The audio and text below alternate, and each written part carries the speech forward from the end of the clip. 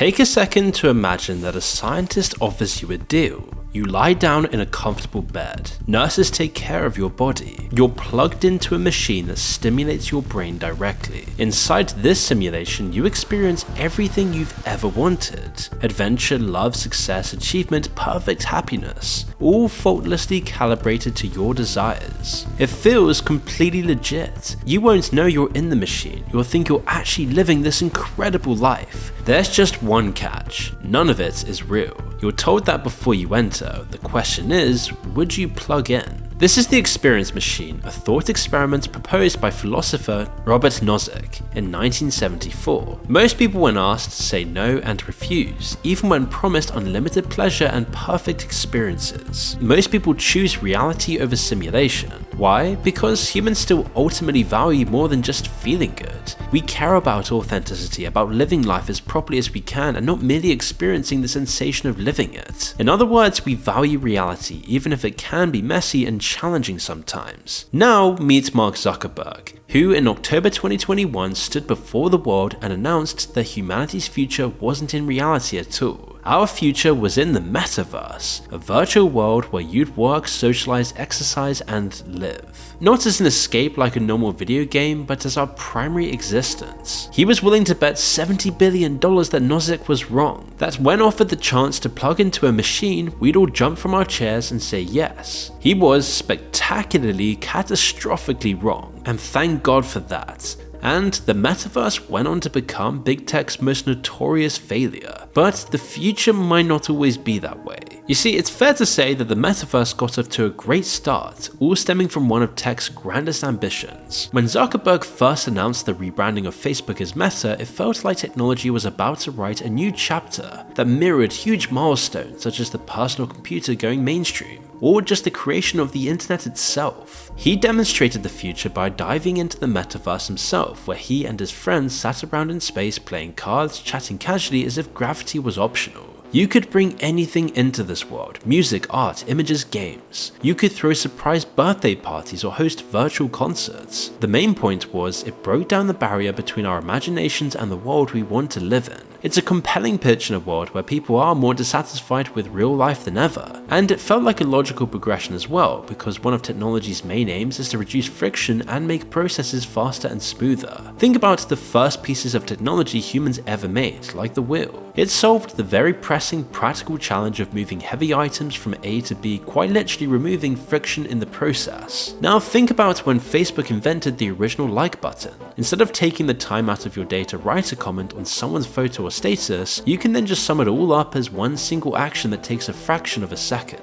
It removes all friction. Endless scrolling on social media removes the friction of clicking onto the next page. Algorithms remove the friction of knowing what to even watch. Now, I'm obviously not comparing all of this to the wheel, but from this very basic perspective, the Metaverse's aims of removing life's frictions tracks technology's long-term logic. Instead of going literally anywhere, you can strap that headset to your head and you're there already. When it was first designed, it was divided into several sections to reduce friction among different elements of our lives. You can step into Horizon Home, your virtual living space where you can hang out alone or invite friends for virtual parties. Or hop into Horizon Worlds, where according to Zuckerberg himself, you could build worlds and jump into them with people. Your social life would flourish because everyone would be waiting and willing to hang out in the Metaverse. It was pitched like a modern version of those MSN conversations from the early 2000s, or like group chats or Discord servers today, except you're there in person as an avatar. Again, the whole message here was to make it sound like a natural continuation, like a stepping stone in normal technological development, which is exactly what they bet on. Meta bet on the assumption that we take all of this in our stride like we did Facebook, the like button, short-form video, AI slop, and countless other technologies. Backstage, Facebook had started laying the foundations years earlier.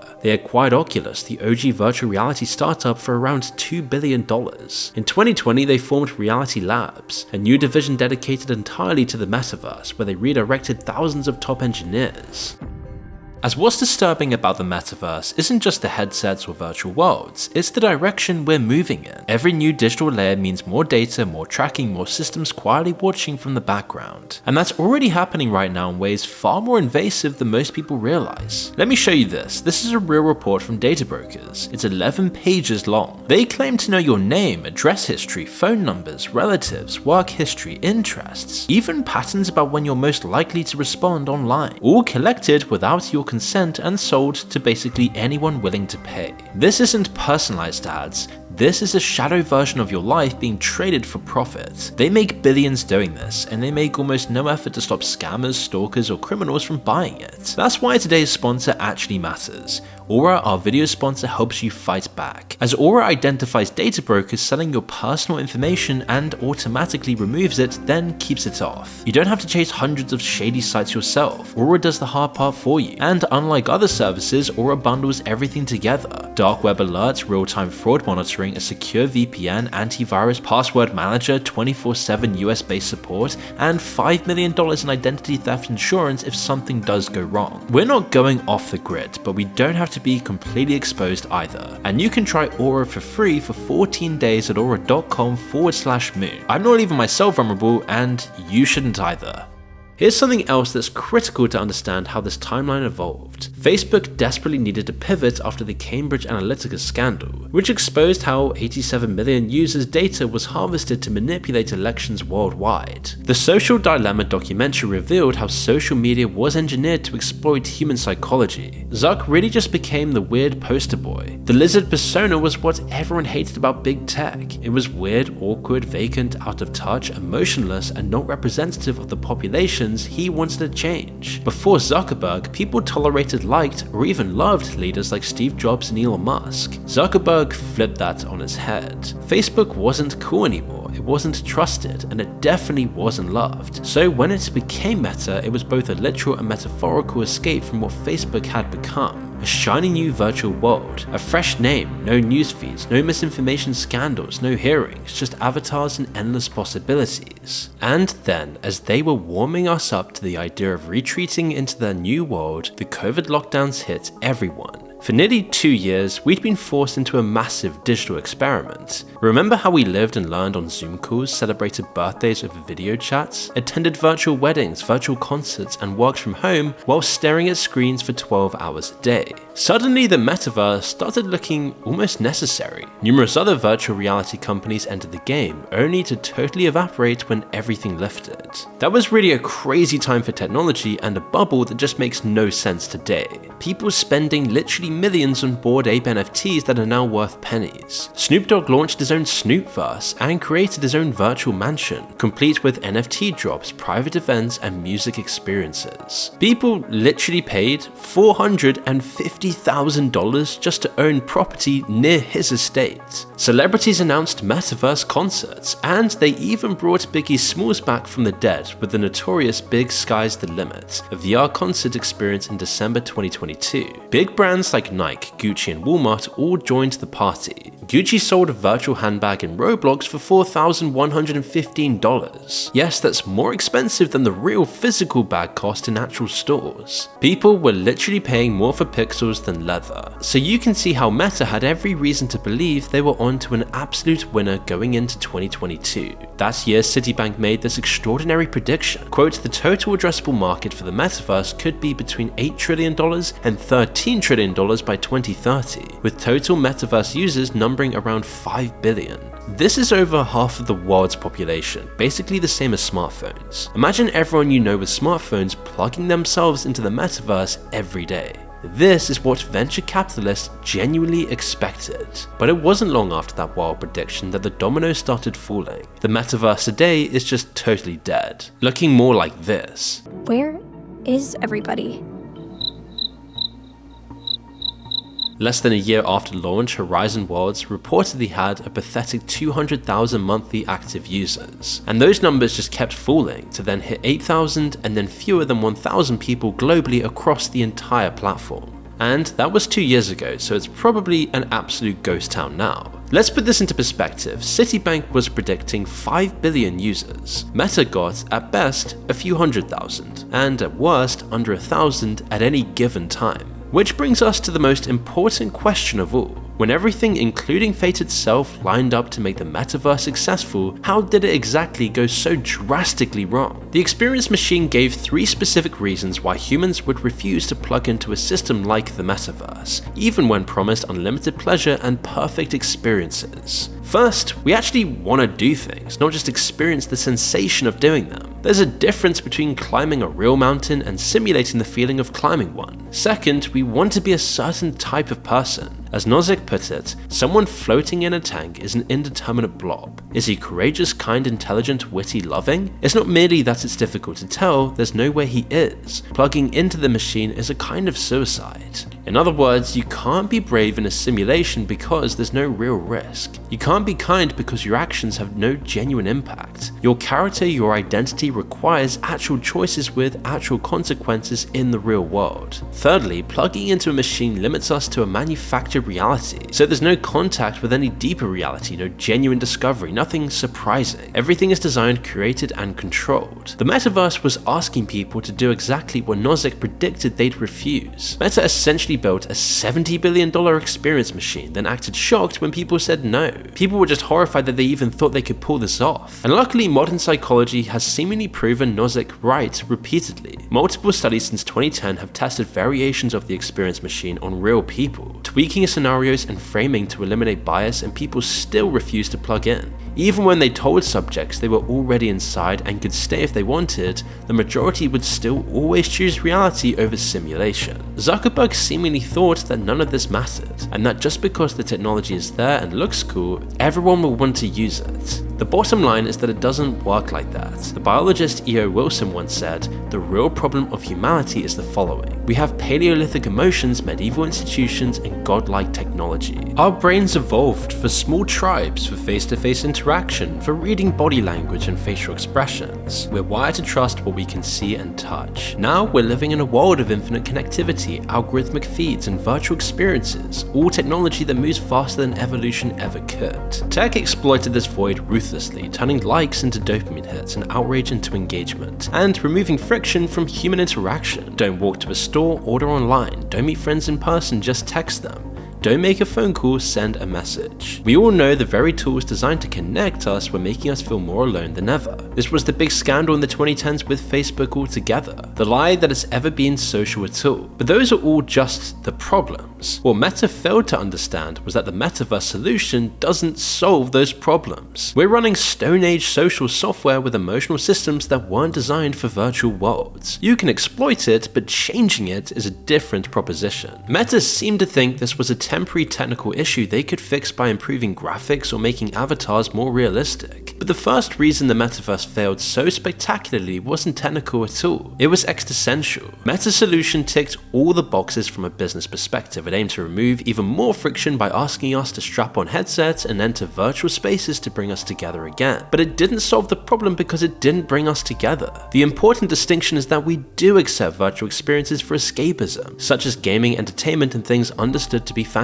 Games are so compelling because they're supposed to be different from real life. But life activities, work meetings, socializing with friends, exercise, the metaverse failure proves there are limits. It's not a miss, it's a complete and total misreading of human nature at a scale rarely seen in modern business. It was fighting against millions of years of human evolution, but the product itself also failed in its own right and couldn't be salvaged even as a worthwhile experiment. I mean, first there was the cost barrier. To even enter the metaverse, you would have to spend hundreds of dollars on a VR headset. When the Meta Quest Pro launched in October 2022, it cost $1,499.99. That alone filtered out most people. The whole reason social media exploded was because it was frictionless. Open up a laptop, sign up in 5 minutes, and suddenly you're connected to everyone you know. Then you needed to learn motion controls, figure out how to move, talk, gesture, mute and unmute yourself, and teleport between spaces. Nothing was intuitive, nothing was quick, there was nothing fast about the setup. And once you've got past the technical hurdles and finally logged in, you arrived in worlds that were virtually empty. When you did find people, the experience was just deeply underwhelming. The graphics looked like they were from the 2006 Nintendo Wii, not a platform that would cost billions to develop. And then there were the legs, or rather the complete absence of them. When the Metaverse launched, avatars were just floating torsos, no legs, just people hovering from the waist up, which looked really bizarre and unnerving. In October 2022, Zuckerberg proudly announced that legs were coming soon. They didn't appear in beta testing until nearly a year later, and even then they barely worked. You couldn't crouch or jump, you could only see your legs from third-person views or in a mirror. So the product was quite literally and figuratively legless. When some brave individuals did start to see what it was all about, almost immediately reports flooded in of how terrible this place really was. All the toxicity that festered on social media platforms came right into virtual spaces. In February 2022, a female psychotherapist reported being brutally harassed within 60 seconds of joining.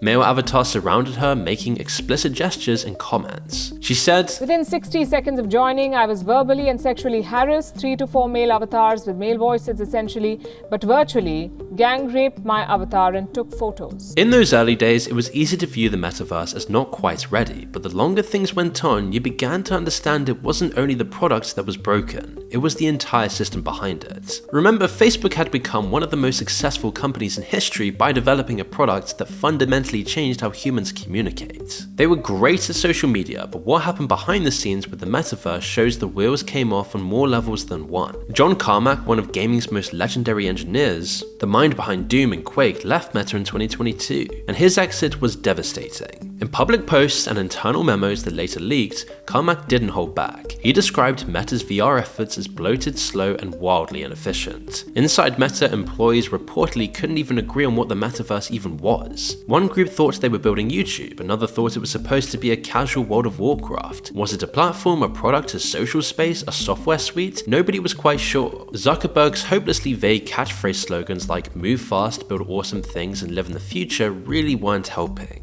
He then posted that infamous selfie of his avatar standing in front of the Eiffel Tower, and words can't describe how honestly terrible it looks, and the internet reacted as you'd expect. He quickly released a new avatar that did look better, but the damage was already done. Even Meta's own employees hated the experience. According to leaked memos published in The Verge, the company was pushing staff to spend more time in the metaverse, but it was a not too secret disaster. Internal VR meetings were described as, quote, exhausting and borderline unusable. Sometimes it took 20 or 30 minutes just for everyone to log in. Audio wouldn't work, avatars wouldn't load, people would freeze, float, or vanish mid-sentence. Meetings would still restart and eventually fall apart, so they'd just jump on normal video calls and get the job done the old school way. Think about that, the people who built the metaverse, who used it for free, who were literally paid to be there, even they couldn't stand it. The VP of the metaverse sent an internal memo that laid bare the crisis. Quote, "For many of us, we don't spend that much time on Horizon, and our dogfooding dashboards show this pretty clearly.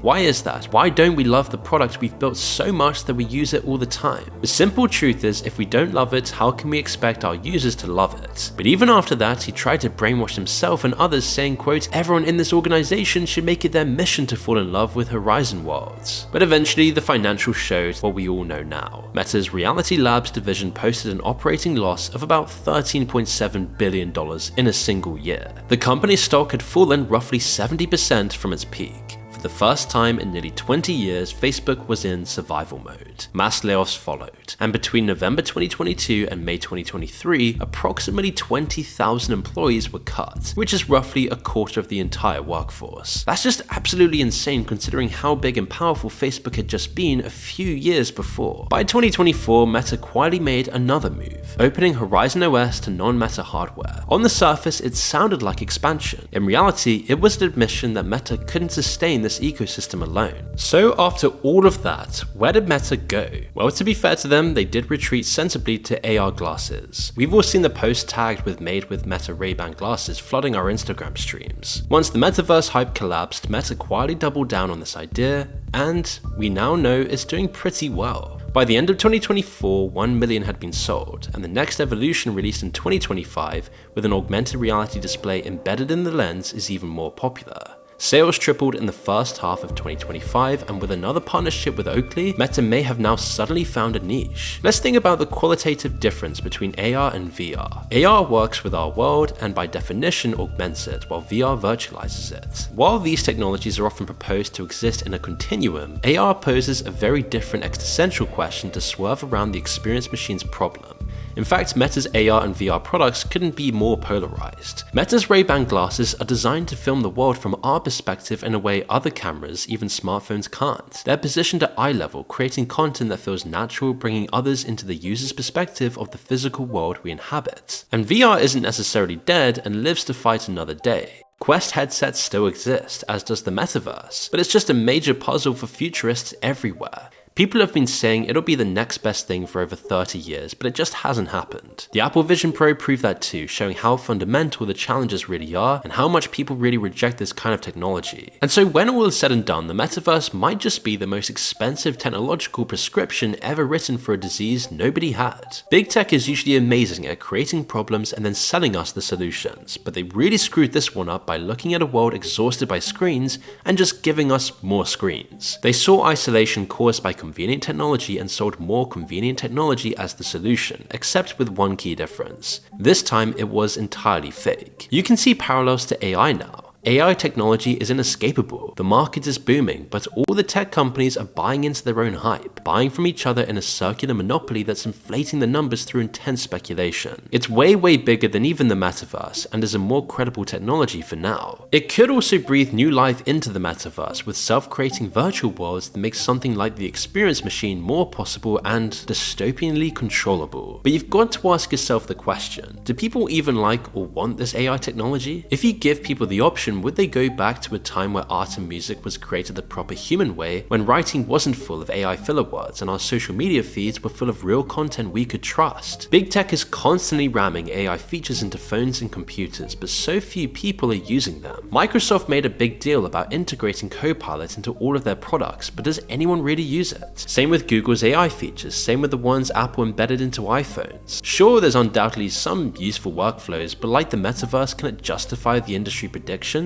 Or is it just a bubble bound to collapse, leading to massive stock price collapses and layoffs? It's clear the Metaverse failed because Meta fundamentally misread what humans value. They're so desensitized and detached that they just completely forgot what the human experience even is. They prescribed a solution that ignored everything we know about how humans function. They removed friction from human connection for years, creating an epidemic of loneliness, and then asked us to strap on expensive headsets to solve it like magic.